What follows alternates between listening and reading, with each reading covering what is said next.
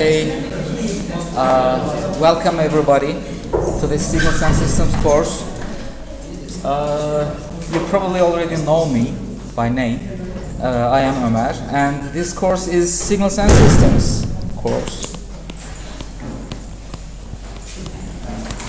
Right? Strangely, the numerical code of this course has changed, so some of you guys may be confused about that. It used to be 305, and now the new code is EE 301 because the number of lecture hours per week has changed, increased from 3 to 4, and the new ECTS credit amount is 6 now. So it better suits to the significance of the course, as a matter of fact, because it's a mandatory course which forms or constitutes a basis to several courses that you will be taking in the second semester of the third year and throughout the fourth year, of course, as electives. So what is this course about? Perhaps I should start by talking about that, right? What are we going to cover? For those of you who are taking the course for the first time, you may wonder that. First of all, it's like a calculus course. Okay? It's a basic mathematical course. And regardless of the nature of the system or the signal, you will have to learn some mathematical foundations about that, the formulations, just like calculus, mathematics. As a matter of fact, this kind of a course, Signals and Systems, is not only mandatory in electrical engineering only. It is an obligatory course in mechanical engineering as well. For chemical engineers, for industrial engineers, for computer engineers and scientists, etc., for all sorts of engineers, this mathematics formulation is the same. You just change the tools that you use. What are the tools that we can use? For example, you have already passed the second year, so you already know, for example, circuits or electronics. So circuit components or electrical components are a means to form some systems, to implement some systems. What are they? They are systems that behave according to your mathematical input-output relation, if there is an input-output relation, of course. But of course, again, you can implement them using mechanical tools as well, machinery. You can use them using chemical substances with chemical processes. You can implement your system using computer programming as well. So the engineering, the fundamental engineering requires the knowledge of signals and systems. So this is one of the things that you will need as a foundation. The others, the more technological things, may change in time. Today you use some sort of a transistor with a certain name, for example, with a technology. That transistor may change. So whatever transistor or whatever tool you may have, you just need to know its mathematical characteristics and make your design according to that. So the mathematics will not change. Therefore, we will not be dealing with particular examples, but I will assume that you already know some fundamental basic circuits. What are the other things that I assume you already know? I assume you already know, of course, calculus. It is a good idea to have some differential equation knowledge. It's not a necessity, but it will help a lot. It's a good idea to have already linear systems or linear algebra sort of thing, matrix vectors and things like that. Other than that, well, that's about it. These are the things that you may need to know already. So if you haven't passed those courses, you may have some difficulties. We do have a book. I religiously follow a book, and all my notes are, as a matter of fact, extracted from that book, and that is the book with the same name, Signals and Systems, by Oppenheim, Wilski, and Nawab.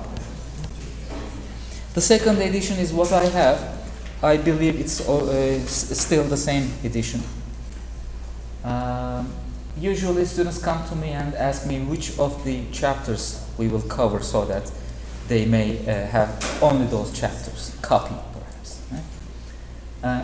I have to admit that we will cover a majority of this book, almost all of it. So try to get it. And if you get a genuine copy, an original copy of this book, it's usually positively reflecting to the students' grades. Because when you purchase a book by giving a lot of money for buying, then you just love it. You just love the book, and so you want to play around with it. You like it. You like the texture of the book. You know what I mean. So I recommend that you go and buy the book if you have the money, of course. And what else? The lecture hours are obvious, and we do have a social media dedicated, a Facebook page dedicated to this particular course, and you must like that page to follow all the announcements that I may make. Okay, I will make the announcements there. If not in the class, then there, of course. So, for example, it may be a good idea to have the Facebook page being liked by you already. For example, tomorrow there will be an exam, let's say, and one of the students will ask a question in that Facebook page, asking whether calculators are allowed or not. And I will answer, and all of you will see the answer there. Okay? So that's a good idea. And what am I doing right now? What is all this equipment, the thing that I'm writing on? This is a screen capture that is simultaneously recording this page as well as my speech. Hopefully the camera is also capturing me as well. So I'll try to put the videos of the course to the Facebook page as well, so that after some time you may go back and study, or if you don't understand something, if you don't understand what I'm telling right now, and then you can go back and see again what I'm saying. Okay. That also forms a nice proof about what I told you, and you cannot say that, sir, you didn't mention about that, and I will show you the video and say, see there, I'm telling you that you must do this, for example. So it's good for me as well. But unfortunately, this compilation thing is not immediate. It usually takes a week or something, unless they appear on Facebook. So you have to be patient about that. And those videos are not substitutions for the lectures. As soon as I will have the attendance sheet, you will have to sign those sheets, and you will have to attend the courses. Last year, I was performing quizzes. I was asking quiz questions to make some sort of a polling and see what you know already or what you don't know. And then I was using it as an attendance. But many of you guys just weren't aware of that. The last year's third year students at the end of the year said that we didn't know that it was for attendance. So there's an ambiguity, and let's not waste any time about the quizzes as well. Okay. And we will have attendance, and it is obligatory. So you may fail from the course if you fail to attend the courses properly. What else? How are we going to evaluate? Right? Well, we will have 2 exams, a final and a project. I'm not keen on asking homework questions due to 2 reasons, because of 2 reasons. It's very difficult to evaluate your homeworks every week or twice a week, because you are a lot. I mean, the amount of enrolled students to this course is over 100 already. So I can't evaluate them. Oops. But I will have some help about these attendances. So that's why I don't want to have homeworks. Now that is something bad for you. I'm very sorry about you for not giving you homeworks, because homeworks is a necessary way of studying. You will soon start thinking that by yourself, thinking that, okay, I understand what the teacher is talking about. So it's fine, I can answer questions. But if you don't have any exercise, or if you don't have sufficient exercise from the questions from the book or from other sources, then you will be surprised that you won't be able to answer questions. Answering questions is a skill that must be developed separately by answering questions, of course. It's like knowing football and being able to play football, right? Everybody knows football. When I can watch it very well, and I can say I understand what they're all doing, but I cannot play very well. I cannot shoot the ball fast enough, and therefore I cannot win the match. So it's like that, okay? You have to exercise to be able to have some skills about answering questions, and exams are all about answering questions, as we all know. I didn't decide on what the projects will be and how they will be, but I'm open to any kind of recommendations. I have some topics for some small groups. It will be a group work. It has to be a group work. It may be for smaller groups, or it may be a larger project for a larger group. And you must follow the project development methodology to come up with a good solution to your projects. Otherwise, you can say that we took this project, we are, let's say, 4 people or 5 people, whatever, and then we are just thinking about how to do that. And then 2 weeks before the semester's end, you start implementing, let's assume. And again, you will see that you won't be able to finish. And if you don't pass from the project, you will not pass from this course. Believe me, I mean, I promise that I won't let you pass without doing a project. And for that, you have to design your project, you have to give proposals to me. According to the deadlines, some preliminary project reports, the first report, the second report, the final report, etc. I recommend that you do it that way, the proper way of doing projects. We will talk about that. We can discuss about it after the lectures in my office as well. Therefore, you will have to do that. I don't know the percentages yet, as I say, but projects will be important. At least as important as a final, let's say. So what else can we talk about before starting this course? Yeah, in the beginning I said that it's a fundamental course that will help you gather the necessary information for the rest of the 3rd year and the 4th year. So what are they?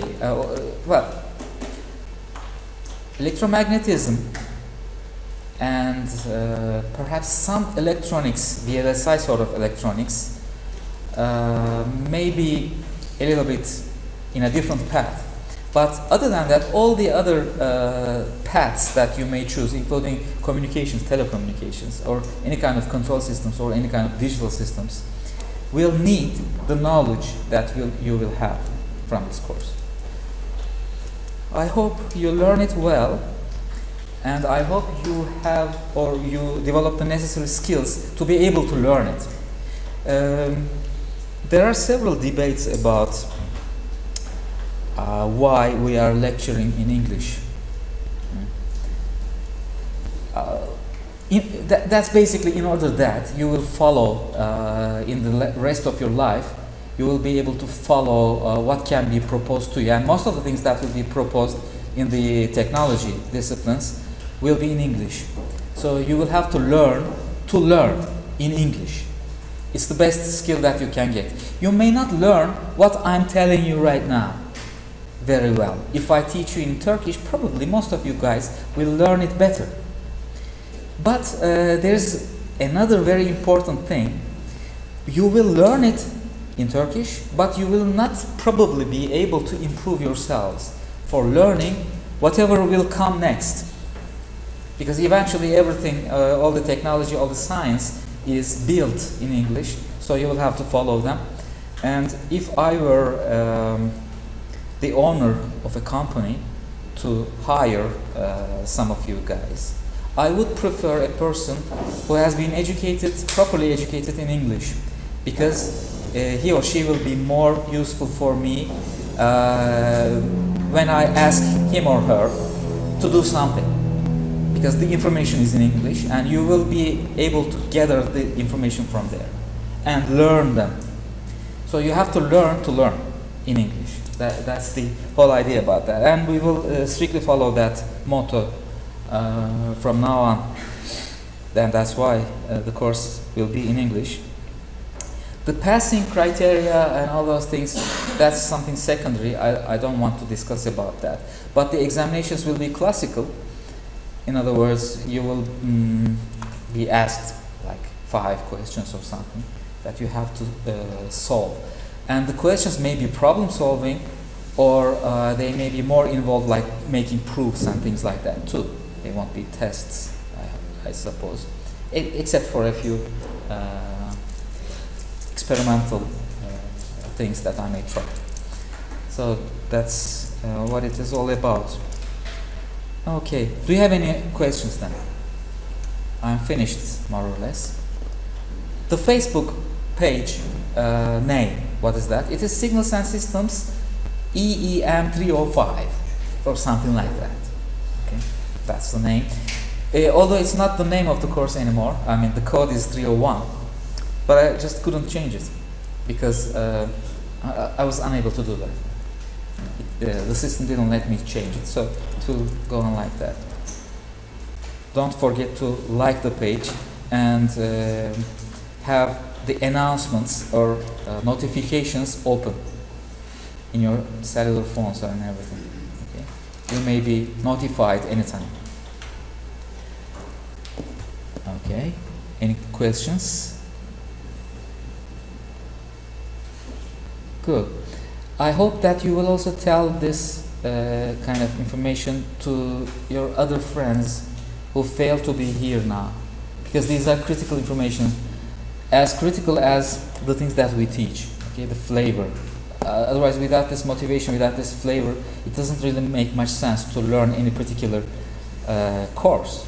I mean, when I was in the 2nd year or in the 3rd year, I was studying the electrical and electronics engineering, just like you. And I always asked myself, why am I taking this particular course? Why do they offer me this? Without knowing why, it was just a pain, a headache. But I had to pass, and I passed. Only after I finished everything and I became an engineer, and even after that, after doing my master's studies, my Doctor of Philosophy, PhD studies, and all those things.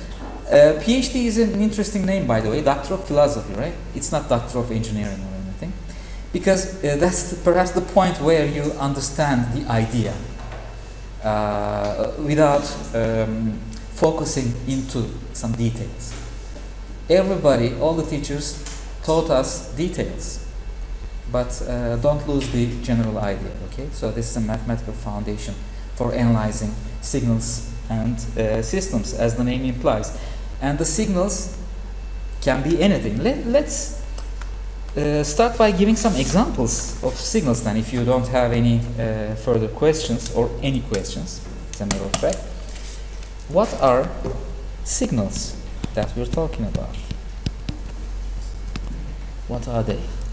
Can you give me an example of a signal that is related to our topic, of course? It's not the signals of the traffic lights. It's not the signaling of the red light and the green light, of course.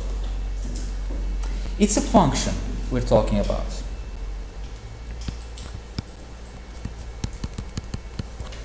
And a function, normal functions we will start with, and we will start with a dimensionality of 1. single dimensional functions. What am I talking about, right? What do you mean single dimension? Are there any other dimensions in signals? The answer is of course yes. But a normal function for the time being is enough for us, which takes a value according to its argument. Okay, that is a function. And value and arguments. These are very technical details, but what do we mean by that? As simple as this. What I mean is as simple as this. F of t, for example. This f of t, it doesn't look like an f, sorry. Maybe this time it looks like a p, but they are all f's for me, okay? When I write it like this, I mean f. This is a function of time. The argument is time, and at different times it takes a different value. We know it. We draw it. We take its derivative. We take its integral from a certain time to another time, or we take its indefinite integral. Right? That's what we mean. Now this is a signal. And it's a one-dimensional signal because it produces a single value at any time. But the argument can be different than time. For example, the horizontal axis, in other words, that we draw may be something else. What can we think of? For example, the distance. So the function will be a function of distance then, g of d. At different distances, it takes a different value. Some mechanical system, for example, what can it be? A coil which is attached to a mass. When you move the mass, if the coil is fixed to a wall, if you move the mass by the distance of that coil, it applies a different amount of force towards the wall, okay, so that it will be pulled towards the wall. So if, that force is a function and it's a signal, therefore. That force is a function of distance and it's a signal. So why are we doing it in electrical engineering? Because in electrical engineering we have some very nice tools to develop nice and flexible systems through circuits. And inside the circuits, by signals what we mean are like voltages and currents.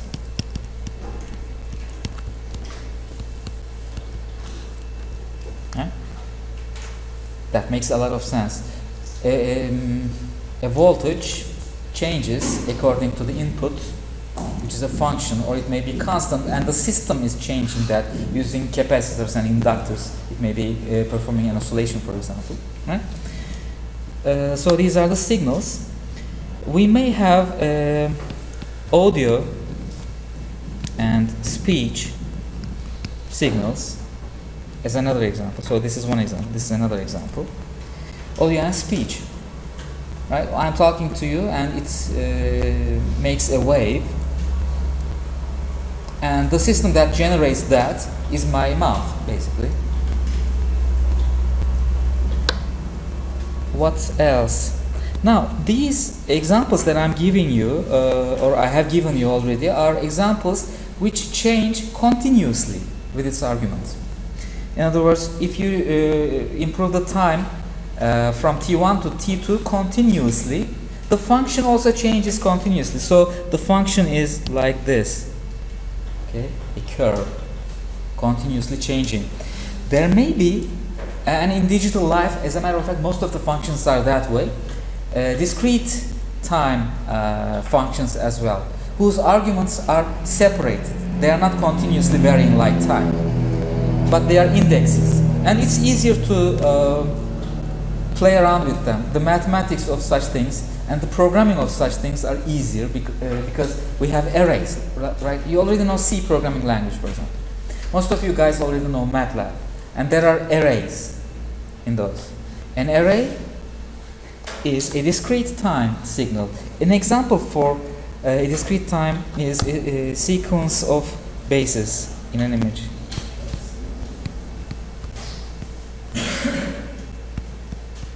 in a gene. So the gene sequence, the genetic sequence, is a discrete time sequence because it has separations starting from number 1 ending at number n. It may be starting at minus infinity and ending at plus infinity, but this is finite particularly, and the values that it takes are also finite and discrete.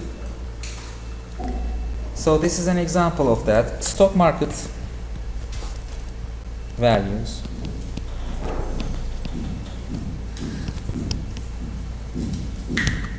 Stock market values, right? Hourly usually. They don't change every time. At any hour, you just take a look at that. These are also discrete. Now, I want to give you another example about more dimensional signals, and the typical example is an image. So the intensity variations in an image. What do we mean by a multidimensional signal? A multidimensional signal is something like that. You have a function which takes a value, a single value, according to two arguments. There is not only one time or one axis, there are two axes. It's like the coordinate system, as we all know. So it's like, for example, n1 and n2. This is a two-dimensional thing. Or it's a matrix in mathematics. The more proper way of putting it may be a matrix. So all sorts of data that you may think of, these are just some trivial examples, can be considered as a signal. And the signals, you have to do something with them. You have to at least measure them. So the first system that you may think of is the system which acquires the signal so that you can measure them, like the oscilloscope. That is a system. But there are other systems that you may think of as well, not only the acquisition systems. There are some systems which do something with an incoming signal and produce another signal at the output. Usually the form is this. Okay.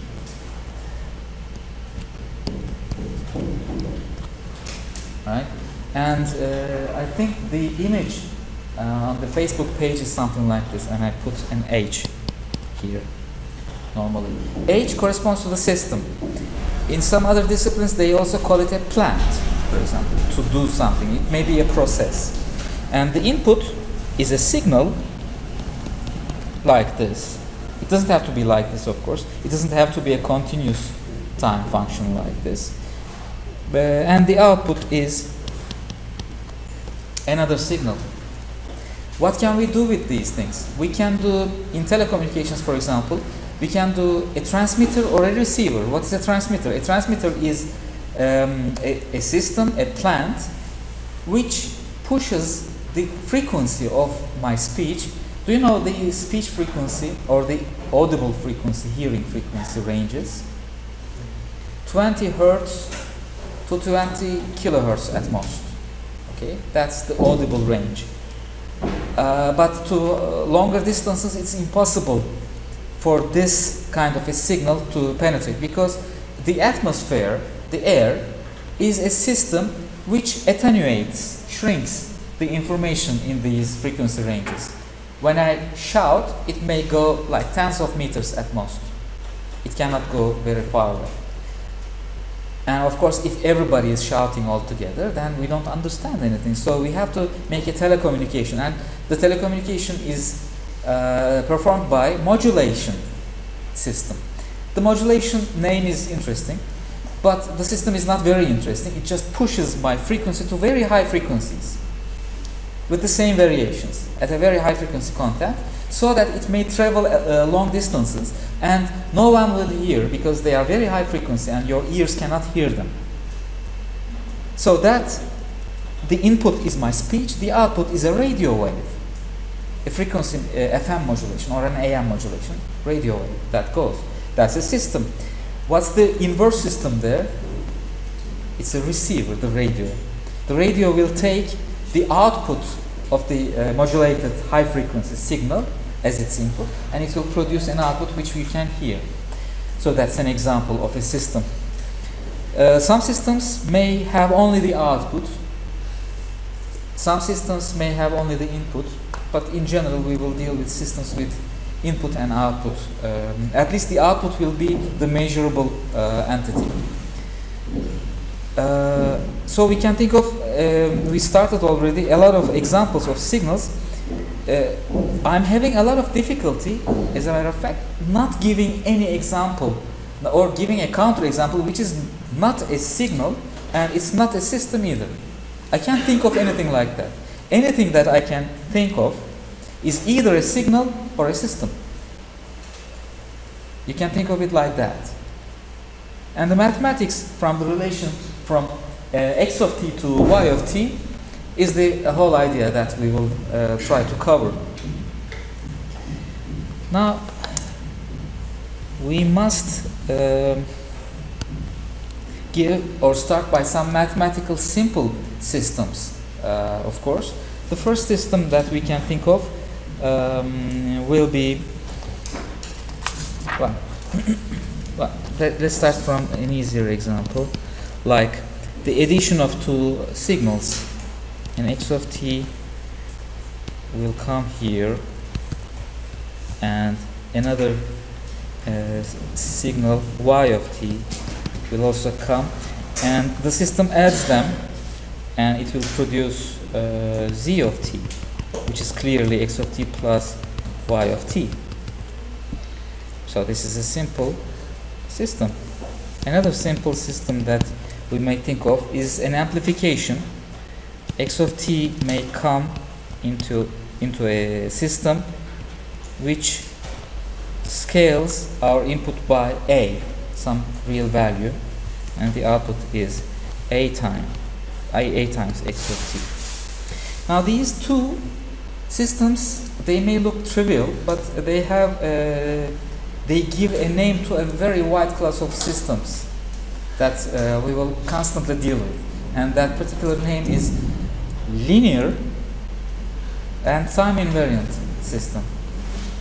We will see what those properties are. We will have a lot of properties of the systems. For example, some of the systems will accept an input and it will amplify the input in such a way that the output diverges, blows up. Such systems will be unstable systems. They are not stable, they grow indefinitely. Have you ever encountered such a thing? Usually in audio systems, we come up with some divergent or unstable systems like that. When there's a microphone which is connected to an amplifier, and the amplifier gives an output to the loudspeaker. The problem here is the loudspeaker will also generate voice, the sound, and that will go back to my microphone. And it will be amplified even more. And the amplified will come back and it will be amplified more. So, it blows, for example. That is a property of the system that we have, which is meaning that it's an unstable system. In the second year in control systems, you will have to be dealing with those things. Stable and unstable systems. And you want to have stable systems because that's the whole idea. That's the whole idea about control. You are controlling, suppressing, or you are making sure that the output is the thing that you desire, exactly the same as the thing that you desire.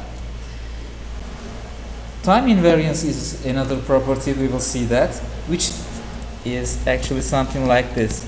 If your system is working like this, x of t produces, this is your system, h is a name to describe the system, the output is y of t, and when you shift your signal by t0, t minus t0, it's a shifted version, time shifted version of the original signal. The output is time shifted in exactly the same manner, y of t minus t0. if your system is behaving like this when you make experiments, it means your system is independent from time. No matter when you apply the signal, the output is always working the same manner. For example, an amplifier example at the top is a time invariant system, because if you shift your signal, it will be amplified at the output, in a shifted way. Okay. But of course, we may have some more complicated systems too. The example that I will show you now is an RLC circuit. I told you that you will need the knowledge of circuits. But it's an example, so don't be scared about that. I'm not going to solve it right now. I will give other examples throughout this course as well. Here you have an input function generator providing a voltage of x of t, and then let's assume you have a resistor, a capacitor, an inductor, and another capacitor, and the output that you define is the voltage across the capacitor, y of t. So this is a system. Right? From x of t to y of t, there's a transfer function. The system is transferring the input. The system is transferring the input to the output. For the time being, you'll probably know quite many ways to solve this. For example, you know how to find a particular output if I describe you the input, I hope.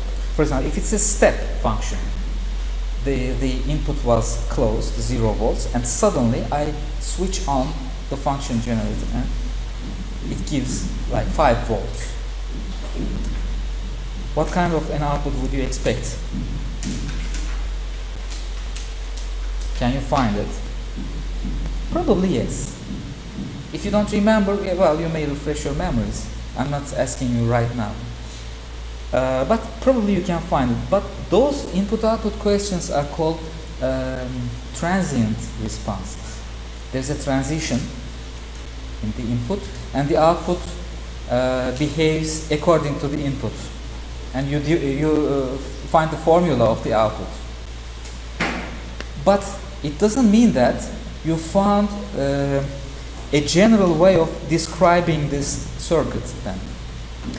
Because when I give you another input, can you find the output? You only find the output for a particular input, for a certain, an example input. This is the output. Can you find the output then for another input that I will describe? You have to work out again and again. Instead of that, you may want to describe this whole thing using system responses. For example, you can develop a differential equation out of this. Do you know the Fourier domain or the Laplace S-domain way of solving circuits? You may not remember again, and I'm not asking you right now, so don't panic. But you will have to remember those things. So this is a system example. Another system example, an algorithm to predict next day stock market value. What do we mean by that? The stock market is randomly behaving, sort of, but you have some observations. So you want to implement a system which works like this. It makes a prediction, a guess, so that it predicts what will happen tomorrow. If you make your design properly enough, you may do that. And well, there's a lot of noise, there's a lot of randomness in this signal, unfortunately. So making a 100% accurate prediction is impossible. It has always been impossible. And if you come up with a perfect system which can predict tomorrow's stock market value, then you are rich. Okay? You may drop the school, develop that mathematically, and immediately you are rich. But that's a system anyway. You may want to approximate. This is a random signal example, by the way. Okay. A different class of signals. Dynamics of a space shuttle.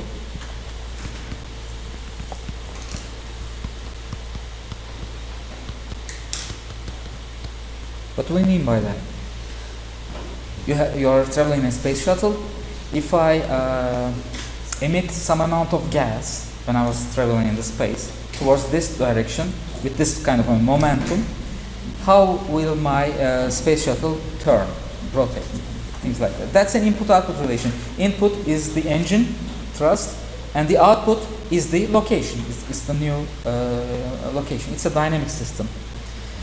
Now I will give you another interesting example. That is an edge detector.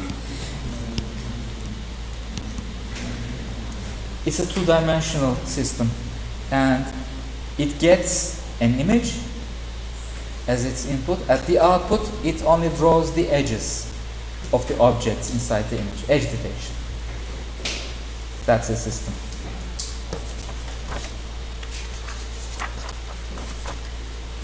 Okay. Now, let's see a few more process operations on signals about the systems. For the time being, most of the systems that I was telling you are changing, altering, or acting upon the value of the function, the intensity, the magnitude of the function. An amplifier, for example. Or it was checking the alterations into consecutive samples in an image or in a signal in the edge detection. The edge detection works like this, right? If the image values are low here, and if they are high here on an axis, on a horizontal axis, for example, or a vertical axis, then as you see at this point of instance, there is a huge intensity change. So it marks the system. This is our system, and it magically marks this point as a high value, and all the others are marked as low values. So this is an edge detection input-output relation. A variation in magnitude will produce a flag at that point. But there is also, or there are also other types of systems which may act on the argument, the independent variable. They are just fancy names. What I mean is they are acting upon time, the t. What do I mean by that? For example, this is a system described in input-output relations. Y of t is equal to x of t minus 3. What is this doing? I'm now giving you an example in mathematics, a system example in mathematics, and the output is 3-shifted version of the input. It performs a delay, and as you see, it's acting on the time. Making a delay is something rather easy, but what would you say about this? Y of t is equal to x of t over 2. What kind of a system is that? What is it doing? It's modifying the time. It's slowing down the time, probably. The original, let's assume this is the description of our system, and the example input is like this.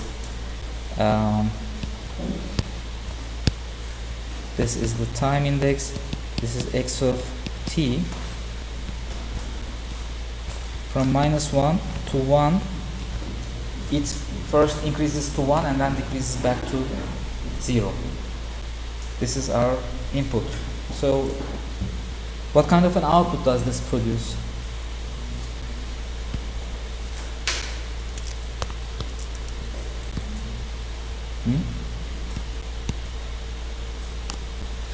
Any suggestions?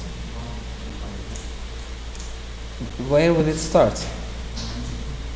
Y of t. Yeah, it has to start at -2, because when you substitute -2 to t here, then -2/2 will be -1. So x of -1 corresponds to the time index of y of t at t is equal to -2. So it won't start at -1, but it will start at -2, and it will increase to 1, and it will decrease back to 0 at 2. So it's a wider triangle. What is it doing? It's stretching our signal, doing it a slower variation signal, for example. It's a system.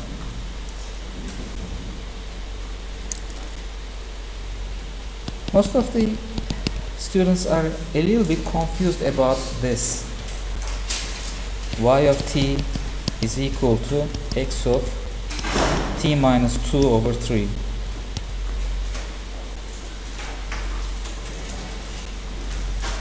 And another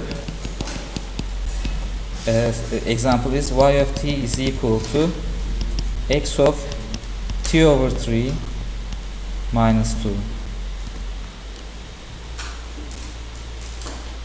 You can, I hope you can draw these things if I give you any shape of x of t, a function of x of t. If I give you, will you be able to draw y of t at the top, and will you be able to draw y of t at the bottom? To scale and shift, but which will you apply first? Is it the scale first or the shift first? Well, honestly speaking, for me, I am having a lot of difficulty in answering such very simple questions. Okay, I'm not very good at that. What I usually do, I don't recommend you to do it. I mean, it's not a recommendation. You can do it that way or not. It's up to you. But since I'm always confused about is it a shift or a scale first, I usually assign some numbers, some t values. For example, here at the top, I would put t is equal to 8. At t is equal to 8, it evaluates x of t at 8 minus 2/3, which is x of 2. So whatever x of 2 value is, it will appear at 8. So I put benchmarks from numbers to numbers, some critical numbers, and then I usually interpolate in between so that the whole function looks like the previous one, scaled, of course. And I do the same for the second one too, because I don't really know how to do these things.